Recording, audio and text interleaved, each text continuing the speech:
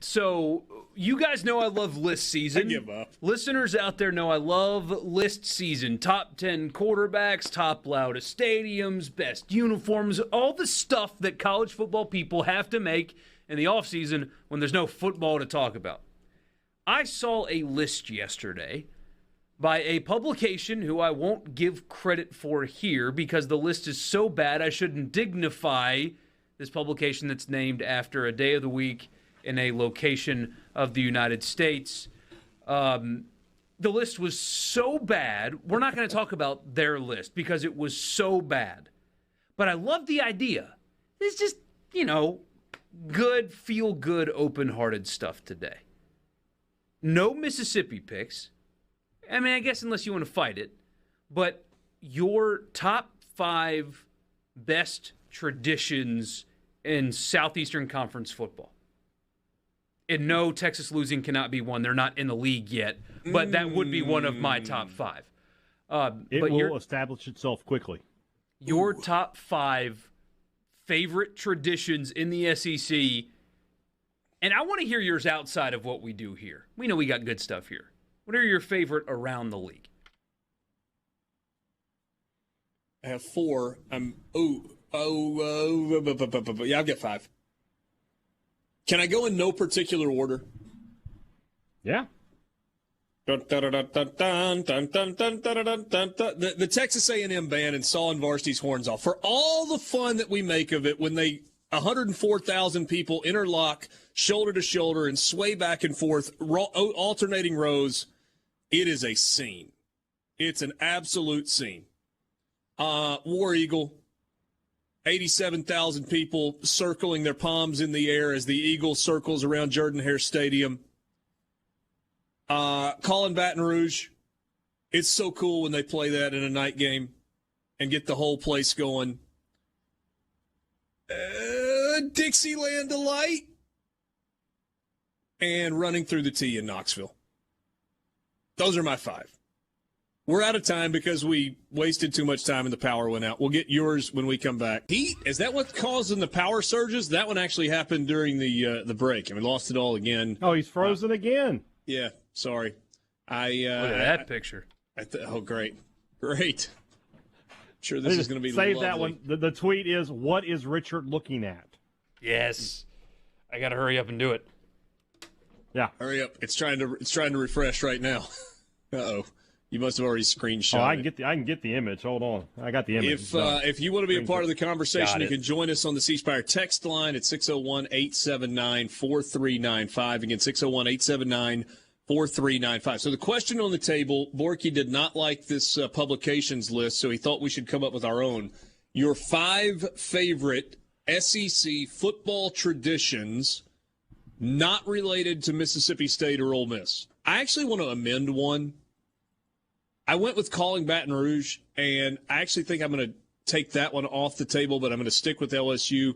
When the LSU band marches onto the field to that snare drum, and then they go to the 4 notes from the trumpets, that's it for me. So I'm replacing calling Baton Rouge with LSU's band coming onto the field on a Saturday night. So those are my 5. The War Eagle, Texas A&M fans swaying to saw Varsity's horns off, running through the T at Tennessee, the LSU band coming onto the field, and what was my favorite? Oh, Dixieland Delight. Those are my 5. Mm-hmm. What are your 5? It's a good 5. I would definitely have War Eagle and the first 4 notes of Hold That Tiger on there. For me, Alabama's, I don't know if you want to call it their pregame or whatever, but the video of where you see Saban leading them down the tunnel and they're playing Thunderstruck, it's just cool. The whole, it's just cool. Like, and of course, there's like that sense of foreboding, right? You're like, oh crap, they're coming. I was kind of hoping the door of the locker room would get jammed. I mean, does Between the Hedges count as a tradition? I just like singing. It does on Saturday mornings when Garden Mama is hosting the show, but for our purposes, no. No. Okay, then. All right, then. I like Two Bits at Florida. Mr. Fun. Two Bits. Mr. Two Bits, I think he's passed away now, and they've started doing like celebrity Two Bits and stuff like that. Mm-hmm. And Florida's got a new tradition that's cool of where they sing Tom Petty. Tom Petty won't back down after he passed away. Yeah, that's a cool one. I like Saul's Varsity's Horns Off and the Aggie War Hymn where the stadium, the press box will sway on you. Yeah, fun, cool. At the end of the day, I mean, we both know that cowbells and the Grove are going to be on anybody's actual list.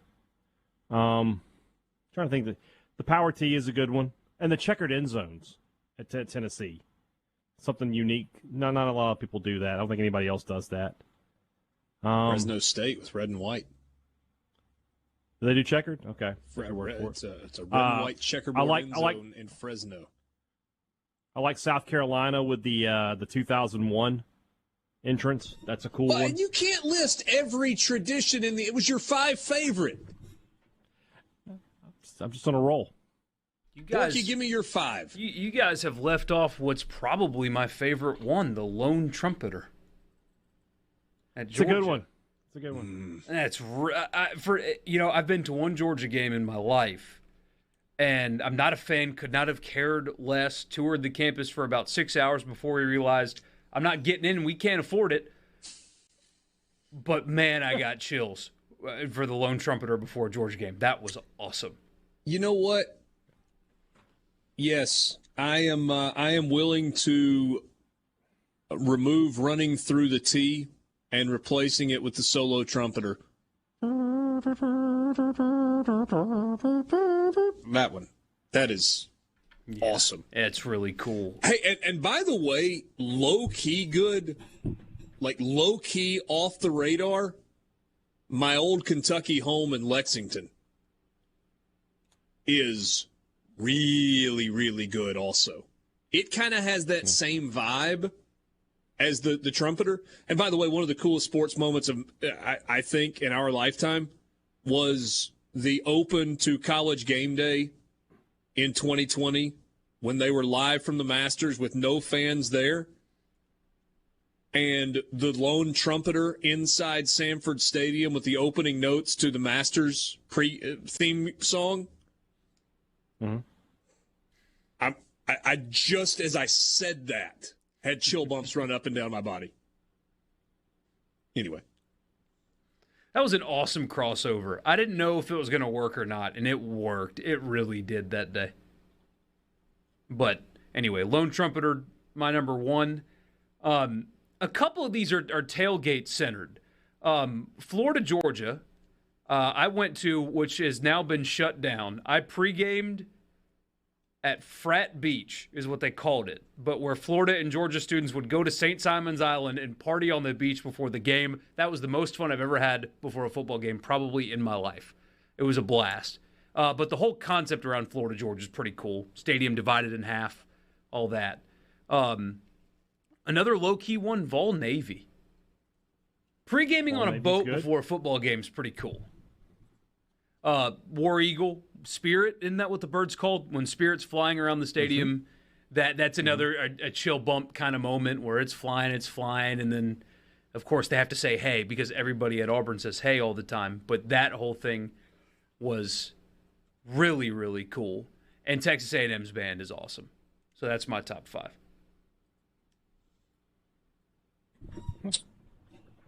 Dickie Frazier, who is a Kentucky fan, says that Kentucky also checkerboards their end zones. But they don't. I sent him the Google image search of Kroger they Field. don't. I've never seen that. He says they had. Now, maybe in years gone by, back when that was actually a natural grass field and they painted it, maybe they occasionally did that.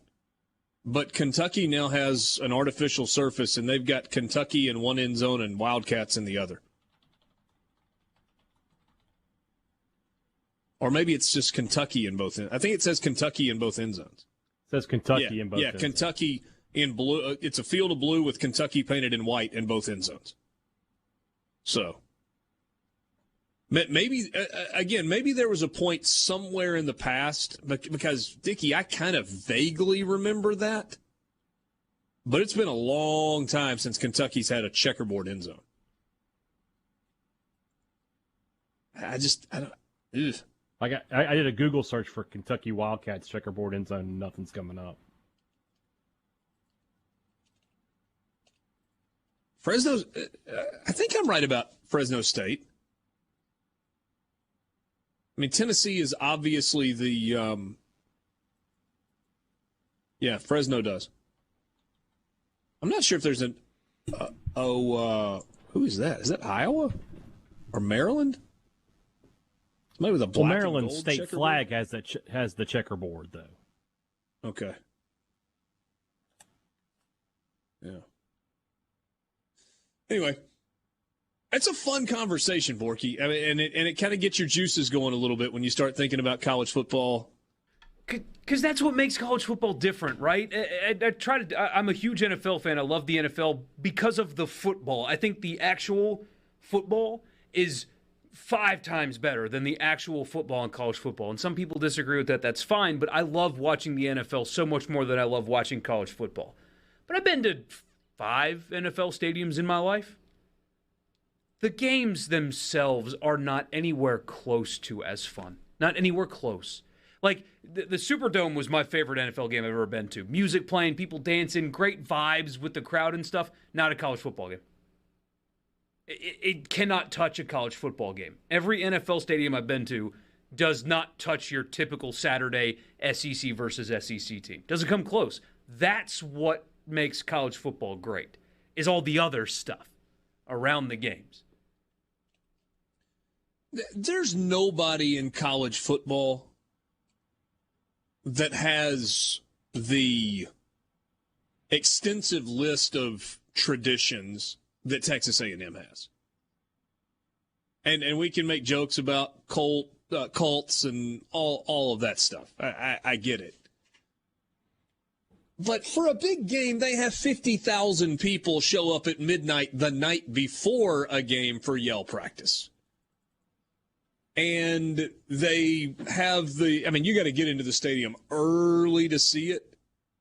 But they have horses that march around the field, like, as the stadium is opening. And the Corps of Cadet, or the Aggie Corps band. I mean, they don't wear band uniforms. It's military uniforms. And the way their band performs, it's just a lot of stuff at Texas A&M. Including milkman costumes for their male cheerleaders. A lot of stuff.